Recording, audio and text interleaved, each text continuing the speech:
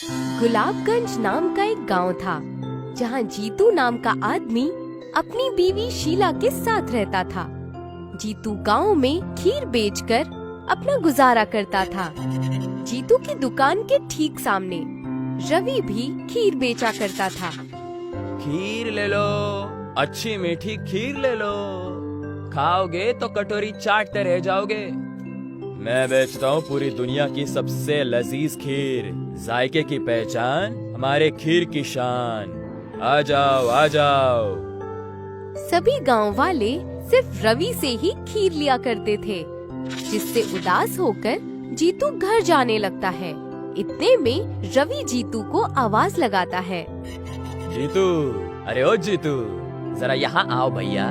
क्या हुआ, आज कमाई नहीं हुई क्या? क्या बताऊं रवि भाई, जब से तुमने ये खीर की दुकान खोली है, तब से मेरे पास से कोई खीर लेना ही नहीं चाहता। समझ रहा हूँ भैया, समझ रहा हूँ। एक काम करो, खीर बेचना छोड़ दो और कुछ और बेचना शुरू कर दो, क्योंकि खीर तुम मुझसे बेहतरीन नहीं बना पाओगे और धीरे धीरे तुम्हारा काम बंद हो जाएगा। फिर अपनी घर वाली को क्या खिलाओगे? तुम्हारी सड़ी हुई खीर। जीतू मायूस होकर अपने घर चला जाता है। जीतू की बीवी शीला जीतू को देखकर उससे कहने लगती है, क्या हुआ, इतना नाराज क्यों है? अब क्या बताऊं शीला, जब से रवि ने अपनी खीर की दुकान खोली है, मेरी दुकान से कोई खीर लेना ही नहीं चाहता है। पता नहीं ऐसा क्या मिलाता है वो अपनी खीर में कि सब लोग उसकी खीर को ही खाना चाहते हैं। कोई बात नहीं, ऊपर वाला हमारी मदद जरूर करेगा। आप बस अपने काम पर ध्यान दीजिए। दूसरी ओर रवि दूसरे गांव के दवाई बेचने वाले सुशील से मिल रहा था। अरे सुशील, वो शहर की दवाई दे जिससे खीर मीठी हो जाती है। मैं दे तो दूंगा, मगर याद रखना, अगर इसको ज्यादा मात्रा में खीर में डाला ना, तो लोगों को बहुत तकलीफ हो सकती है। अरे जानता हूँ, मैं कहाँ इस दवाई को पूरी डालने वाला हूँ खीर में। रवि उस शहरी केमिकल को अपनी खीर में मिलाया करता था, जिससे खीर और लजीज हो जाती थी। एक दिन ऐसे ही जीतू नदी के किनारे बैठकर अपने आप से बातें कर रहा था।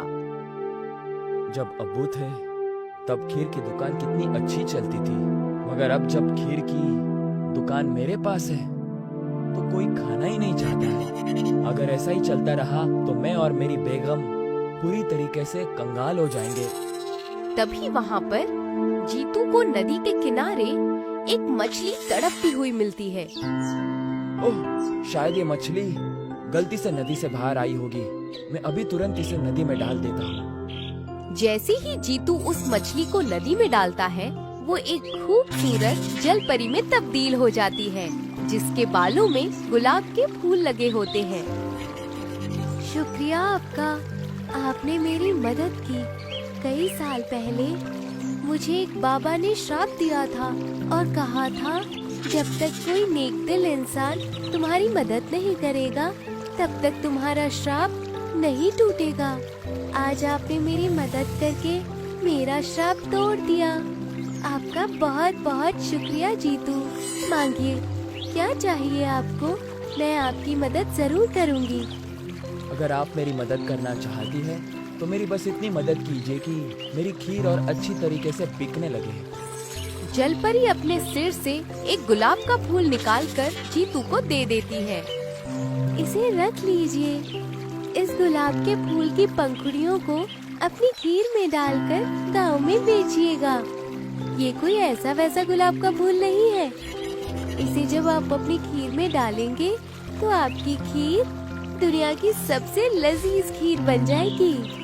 मगर इसका इस्तेमाल किसी गलत इरादे से मत कीजिएगा, नहीं तो ये गुलाब का फूल उल्टा काम करेगा। जलपरी ये कहकर चली जाती है और जीतू उस गुलाब के फूल को अपने घर ले जाता है। अगली सुबह जीतू और रवि दोनों अपनी खीर की दुकान खोलते हैं। जीतू अपनी खीर में उस गुलाब के फूल की पंखुड़ियों को डाल देता है। मीठी खीर का असली खजाना, गुलाब की खीर का जादू पुराना, जायका में भरा दिल को छू जाए।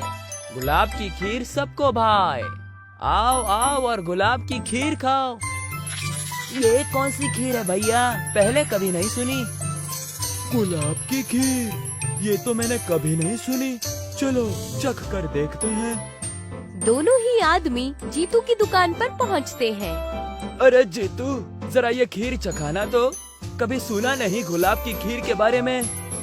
जी अभी देता हूँ। जीतू दोनों को एक एक प्लेट खीर देता है, जिसे खाकर मानो उनके होश ही उड़ गए हैं। अरे ये तो बहुत ही लजीज खीर है, मैंने कभी ऐसी खीर नहीं खाई।